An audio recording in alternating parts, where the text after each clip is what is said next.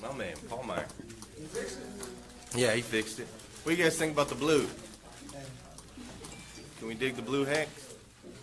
No? You guys don't like it? No? It's all right? Kind of black? Looks black? Blue. All right, cool. All right, good morning, good morning. Go ahead and share the feed. Pull your phone out, share the feed real quick. Just let everybody know that we're here at Dan Cummins Chevrolet and Buick in Paris, Kentucky. Get this thing started. Oh, man. Good morning. How's everybody doing? Good morning. How are you doing? Good. Spring break week. Spring break week. All right. Let me know when you guys are done. Put those phones away when you're done. All right. Good morning. We're going to start off with a couple of these to get things going. As you guys all know, we're in the process of trying to build fans. Here's one of the ways we can build some fans. Working with John was amazing. He answered all of our questions in a timely manner and handled much of the process over the phone prior to my arrival. John also worked very hard to make the vehicle we wanted meet the payment we needed. All of the staff was courteous and helpful. The atmosphere was friendly and inviting. I would highly recommend anyone looking for a vehicle, especially a truck, to drive to Paris for a Dan Cummins deal. Nice job, John.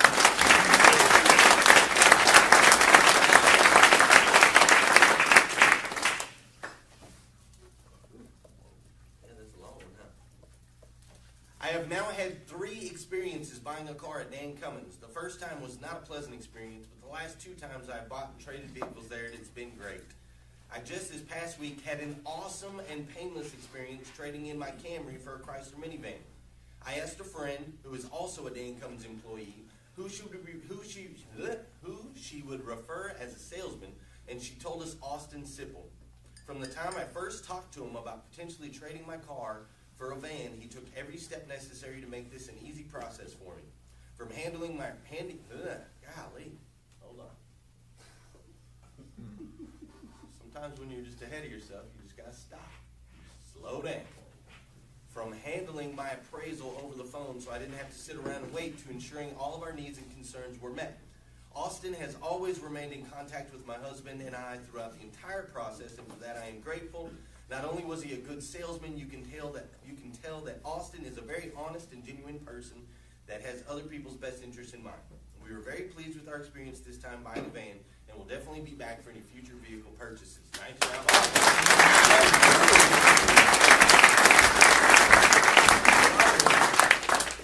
This one's easy. Jimmy Rivard was a pleasure to work with. Nice job, Jimmy.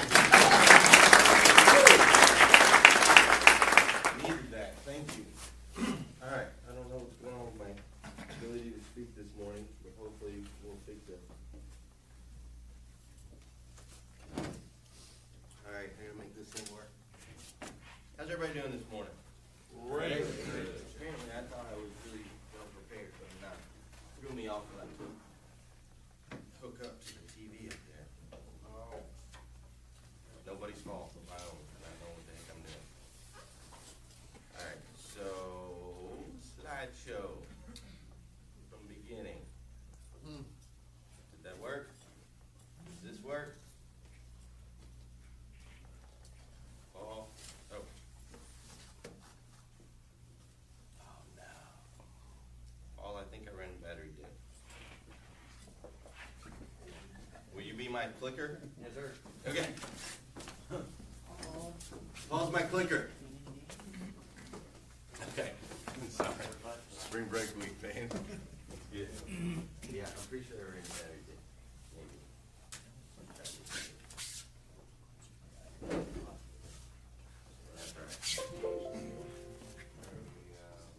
Yeah. Okay, never mind, Paul. Thank you, Paul. Everybody round of applause for Paul. All right. It's what you know and who you know. Who's ever heard the saying, it's not what you know, it's who you know? Anybody ever heard that? Okay. It is what you know and it is who you know. Okay? It's both important. We got to be professionals. We got to know what we're talking about. But the people in our lives, they matter too. I'm going to tell you a little story about that. I would be no one if it were not for someone. Okay? I think all of us can attribute some part of our life to someone else that had an influence, either good or bad, that has helped us become the person that we are today. Right, Michael? That's right. I got them both at the same time. Right, Michael? Yeah. Okay? So I personally would be no one if it weren't for someone. Now, I started back at Mount Eldon Middle School. Okay, this is in Flagstaff, Arizona. I'm in junior high. My parents had just kind of gotten divorced in that time period. We didn't have a whole lot of money, and so I started to try to figure out ways that I could make money, and one of the big sponsoring reasons for that was Faith Harrison. Okay, that's Faith Harrison there on the right. She recently got married. That's her lovely sister, Lori. But I had the biggest crush in the world on Faith Harrison in junior high. Faith Harrison didn't want anything to do with me, and I had a massive crush on Faith. And so I knew that Faith liked strawberry sundaes from Dairy Queen. And there was Dairy Queen right across the street from the school. So I was like, all right, dude, I got to figure out a way that I can get some money so that I can buy Faith like some strawberry sundaes so that she'll like me and we can develop this relationship, right?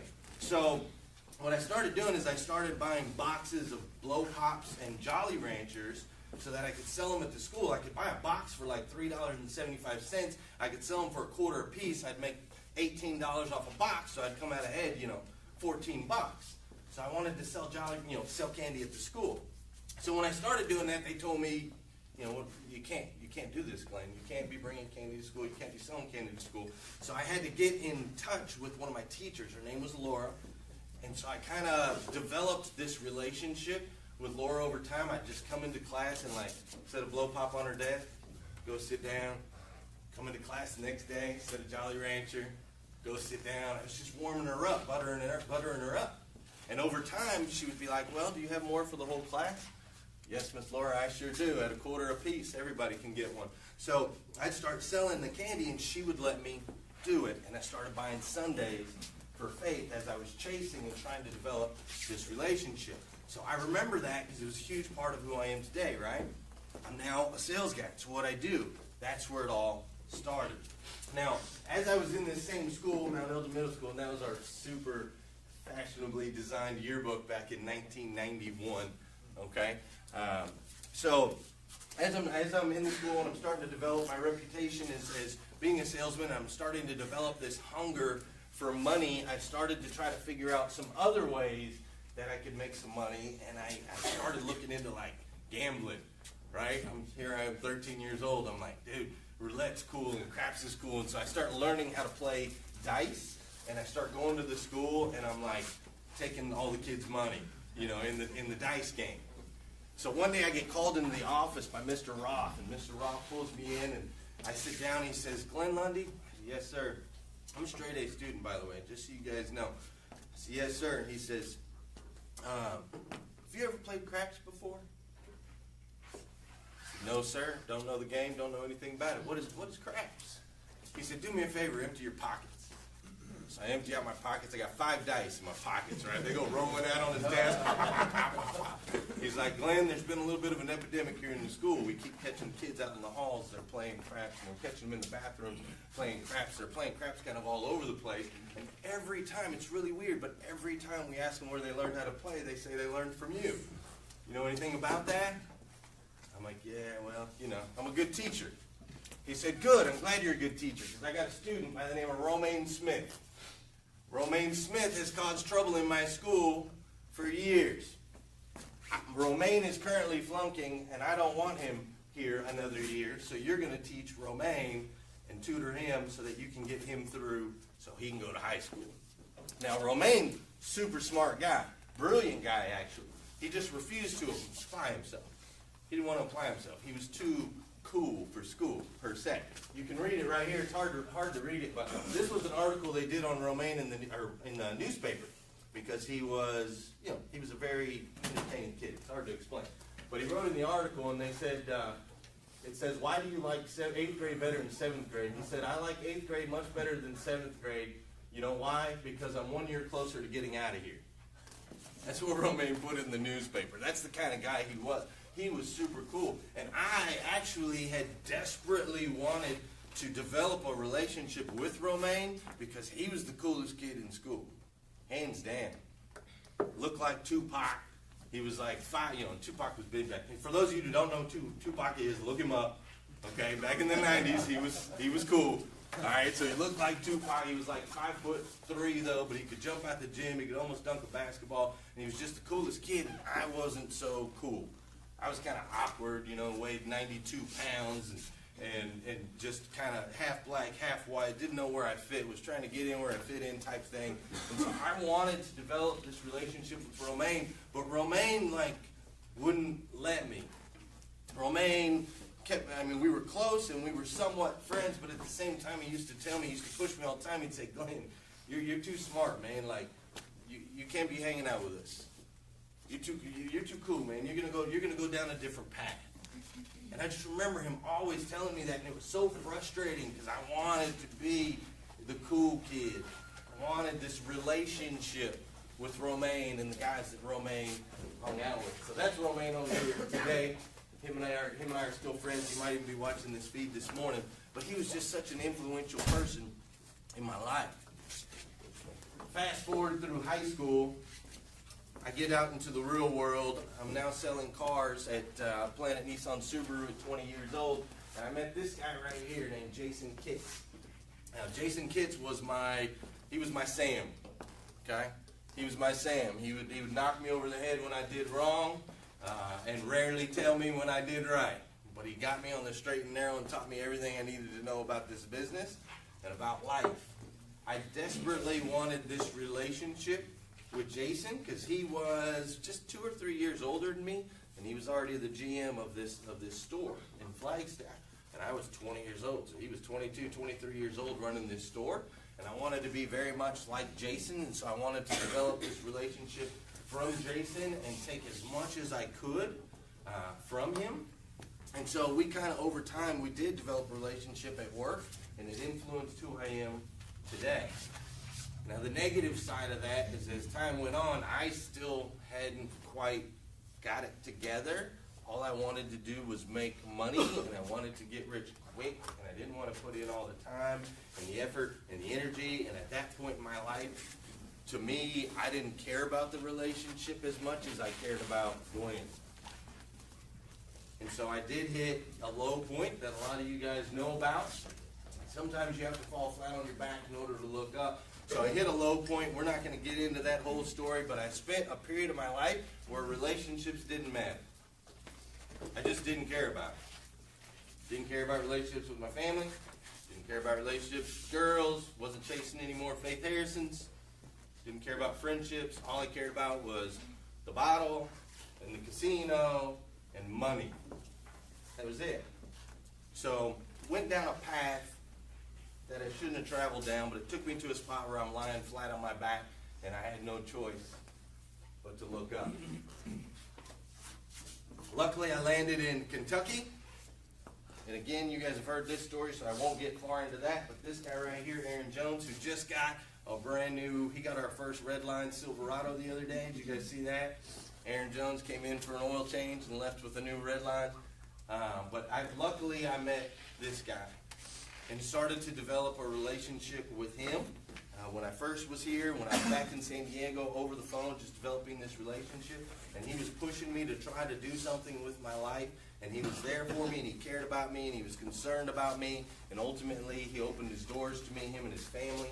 And so when I moved to Kentucky, that guy right there made all the difference. Just another relationship right down the road. Of course, there's her, little Miss Leslie Lundy. That woman right there is miserable right now. As you can imagine, she's got my son kicking on every organ in her belly. But she's home doing it. And she's home taking care of the kids. This morning, I come out of my bedroom. I got all 4 kids sitting around the breakfast table, and they're eating their powdered donuts, and Mama's whipping up some scrambled eggs, and it's just amazing. This woman that I've ended up with, in my life, that I've been blessed with, and the relationship her and I have developed, and what it's done for me and for all of you guys, really. Because if she was in my ear going, when you coming home, when you coming home, where you at, where you at, where you at, what do you mean you're going to work on Saturday too. Can't somebody else do the meeting? If she was in my ear doing all that crap, this place wouldn't be what it is today. I'll tell you that right now. Okay, so this relationship I've developed with my wife, tremendously powerful. It's moved me. It's completely shaped me. And it's so incredibly important to me. Of course, there's friends and family members. This is my family in D.C. There's my mom and Everett who are now here. You guys might recognize Everett, who works over there in the service lane. But these family members and these friends, the relationships that I have with them, move me. They shape me. Cummins Brothers, move me, shape me. I came here 6 years ago. They didn't know me from nothing. But we've developed a relationship. We developed trust. They know that they can count on me. And over time, it's gotten us where we're at right now. It's all because of that relationship. Sometimes it matters who you know. Sometimes it matters. Now, I couldn't just walk in the door and develop that relationship if I didn't know some stuff. So what I knew was important, but it also was important who you know. It's important who's in your life and who's around you. So, what in the H-E-double-L hockey sticks does this have to do with selling cars? That's probably what you're thinking. Why the heck are we talking about all Glenn's past and relationships? So here's what we're going to talk about. The relationships you're in have a dramatic effect on your success. Okay, there's 2 points I want to make today. This is the first. You need to take a good hard look. You got to take a good hard look at the people around you and the people in your life. It's important. Okay? You got to take a look at who you're hanging out with and what influence they have on you and what influence you have on them. Is it positive? Is it negative? Incredibly important. If we're going to take this up to the next level, that's what we got to focus on individually. We got to make sure we don't have people in our lives or people in our ear that are trying to slow us down, because there's greatness in each and every single one of you, and if anybody's telling you different, they got to go. Is that clear? Okay? We got to take a look at that.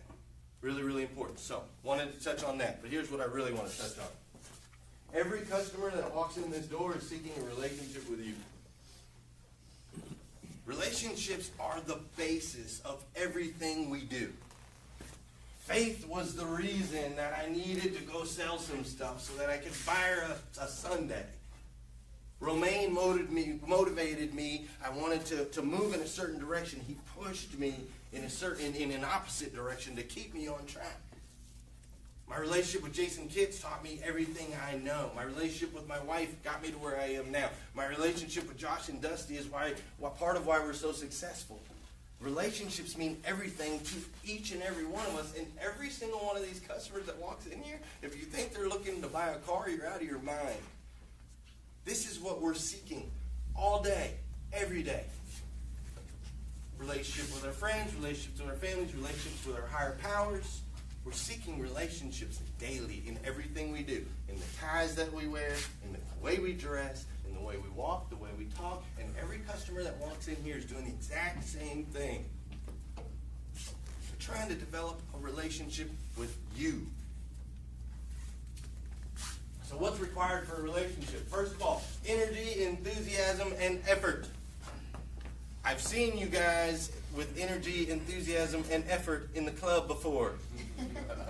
You guys have a lot of energy, enthusiasm, and effort when you're seeking relationships at the bar. I've seen it. I've lived it. Okay? Every single relationship takes this. It can't be, hi, how you doing? Yeah, you're here to see what? Okay, great. Yeah. Let me go get that for you. No, doesn't work. It can't be, oh, hi, yeah, you drove where? 3 hours? Yeah, sure. Hang on, I'll go get her. Ain't gonna work, man. It's not gonna work. Energy, enthusiasm, effort. Fletcher's great at it. You guys hear him out there, right? He's always bringing the energy. He's always got enthusiasm. The cheering, the clapping for the customers. All this is important so that we can develop this relationship. And it takes a lot of effort. It's not easy to do it every day. It's not easy when it's 2 o'clock on Wednesday and it's been slow and we're just kind of like, this day is taking forever. When a customer walks in, we got to flip the switch. Because they're here looking for a relationship. They're seeking that. So we have to put in the energy and the effort and the enthusiasm right out the gate and through the entire process. Consistency, reliability, and trust. absolutely important in every single relationship, right? Think of any relationship that you've had that's gone wrong. Okay, everybody got a picture of him or her, right? Okay, where did it go wrong? Typically right in this area, right?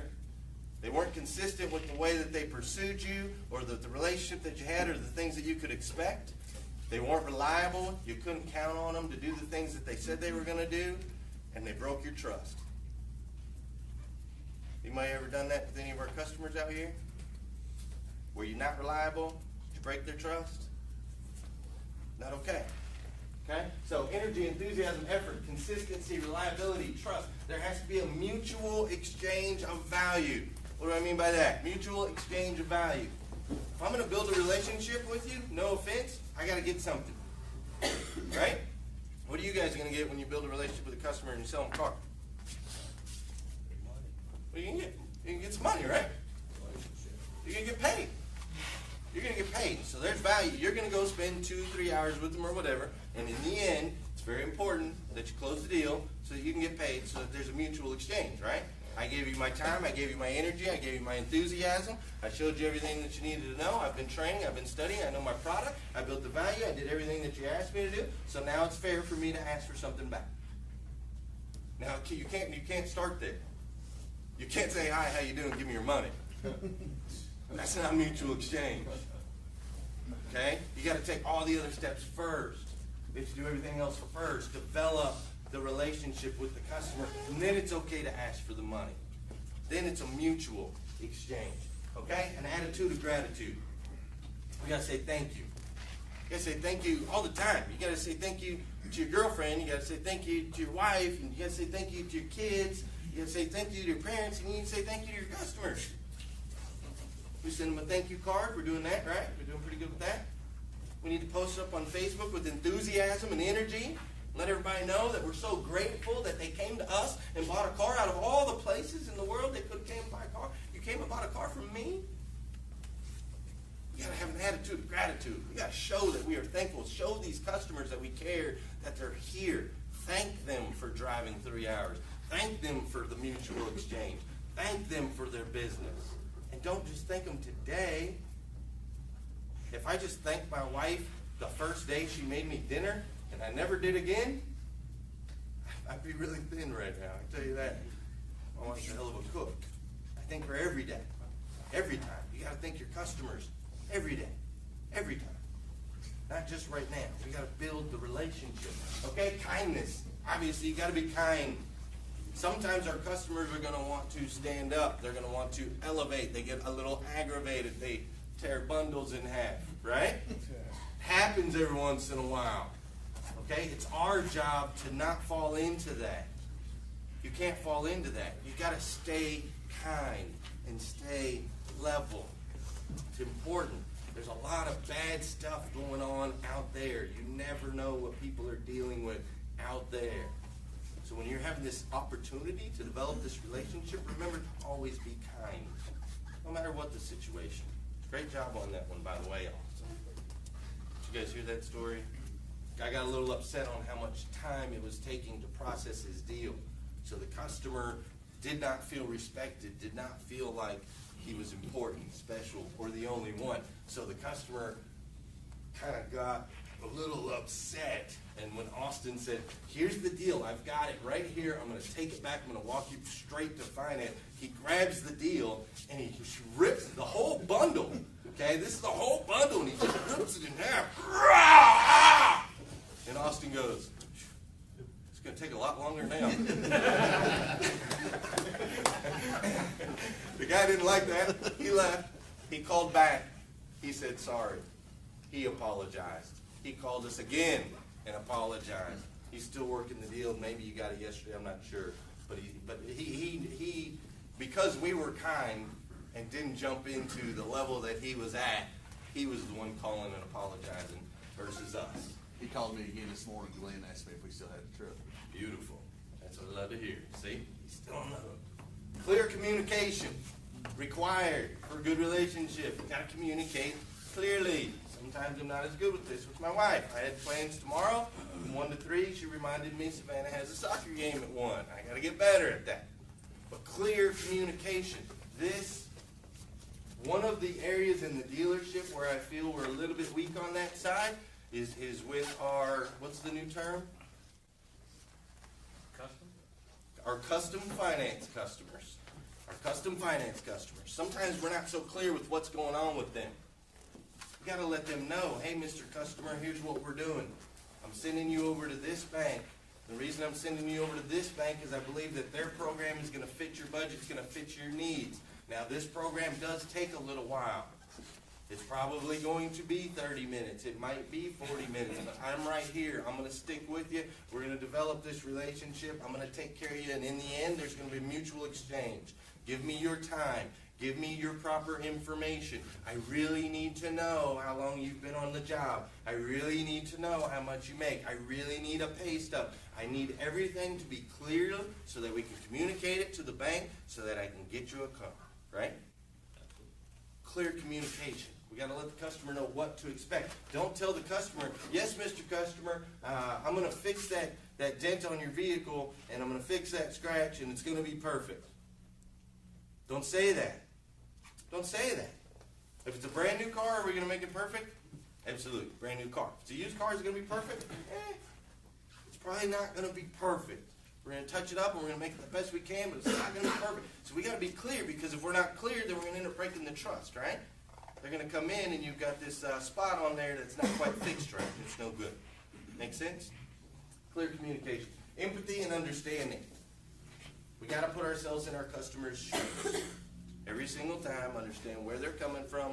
When they say, oh, I want payoff for my trade-in, we don't want to be like, "Are you crazy? Can you believe this guy? This guy wants $20,000. This car worked for $5,000. No. Empathy and understanding. I want payoff for my trade-in too, Mr. Customer. And I'm going to do everything I can to get you as close to that as humanly possible.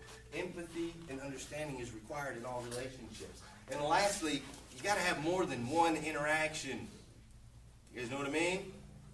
If I go out to the club with energy and enthusiasm, and we hook up once, is that a relationship? No? No, right? Never see her again, never talk to her again? That's not a relationship. Same thing with your customers, man. This isn't hit it and quit it. This isn't one and done. Okay? We got to develop a relationship with more than one interaction with the customer. Okay? All of the best brands in the world were built on relationships. All these guys. This is how they did it. They built trust. They were reliable. They had more than one interaction. Right? They developed a product that customers knew that they could count on. They touched us emotionally with empathy and with understanding. They communicated their messages clearly. This is how you build a brand. Is you build a relationship. And we've all been doing it our entire lives. Sometimes with good, sometimes with bad. Right? So we got to focus on the good, and we got to build relationships with each and every one of these customers. Now, but one thing I want to harp on before I get to this, that's the wrong one. One thing I want to touch on before I get to this last slide is right here. Can I get it all in the page? Okay.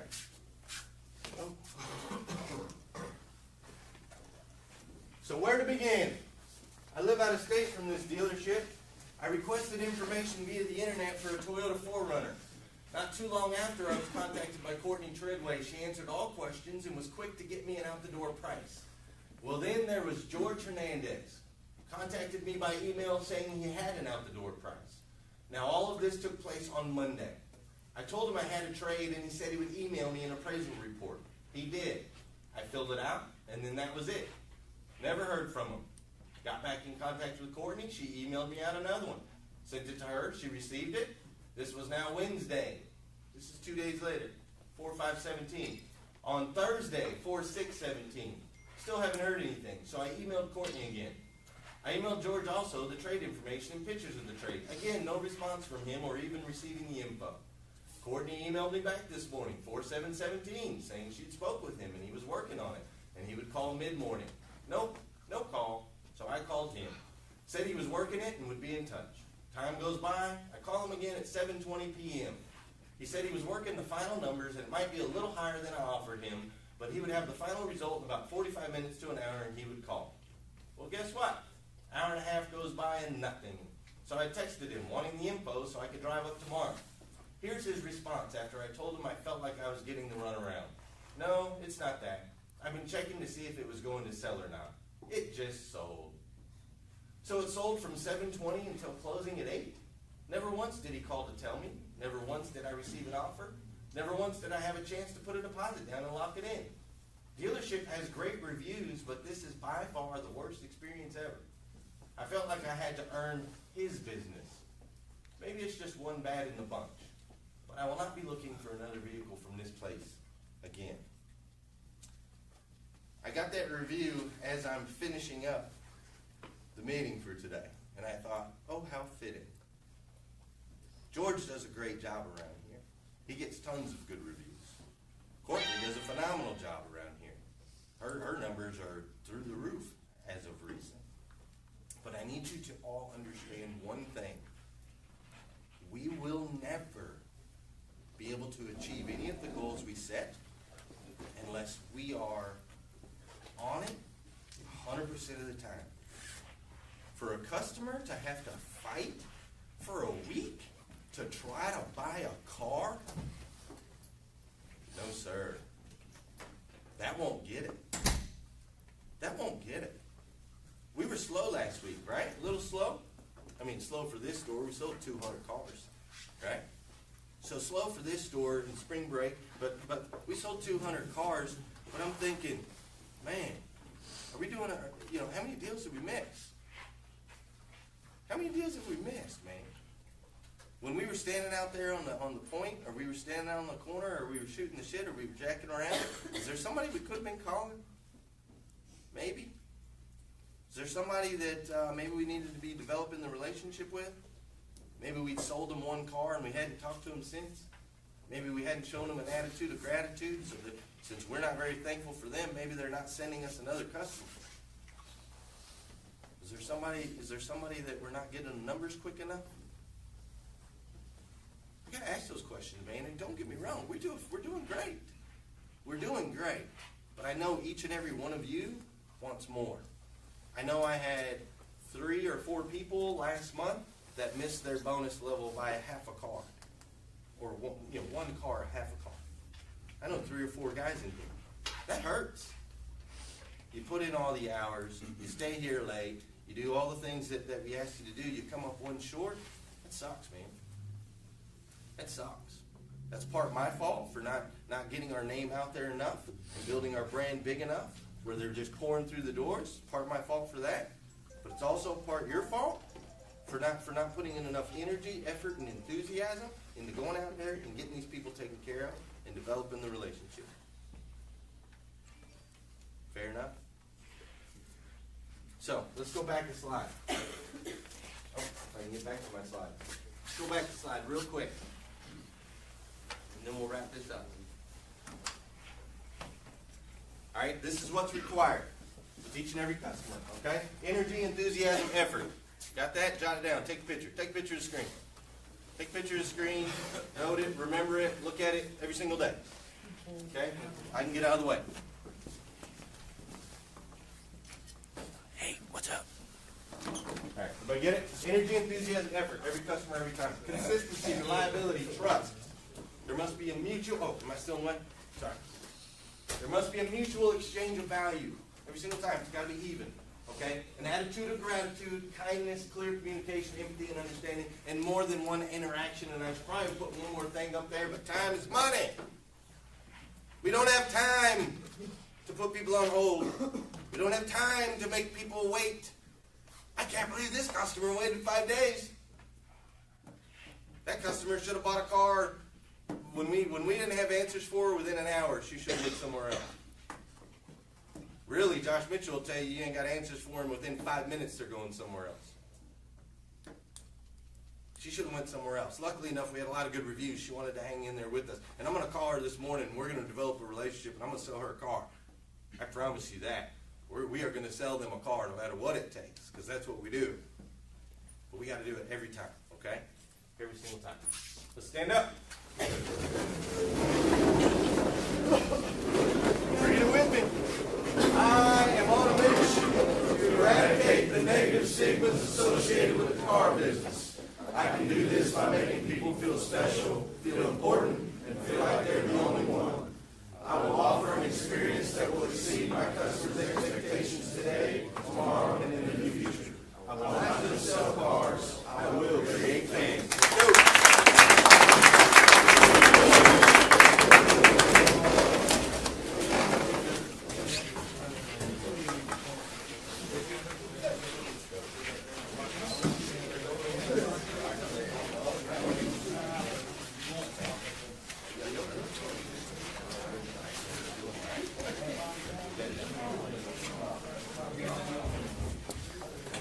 What's up, Micah?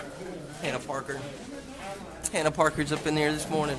Hey guys, Dan Cummins Chevrolet and Buick. We are on a mission to eradicate all the negative stigmas associated with the car business. We're going to do that by making you feel special, important, and like you're the only one. Seriously. Hope you guys are having a big weekend. I hope that you'll share this with some people. I'm going to call the customer for sure. Hey, share this with some people. Share the feed. This is inside look at Dan Cummins Chevrolet and Buick, and this is what we do. We don't just sell cars here.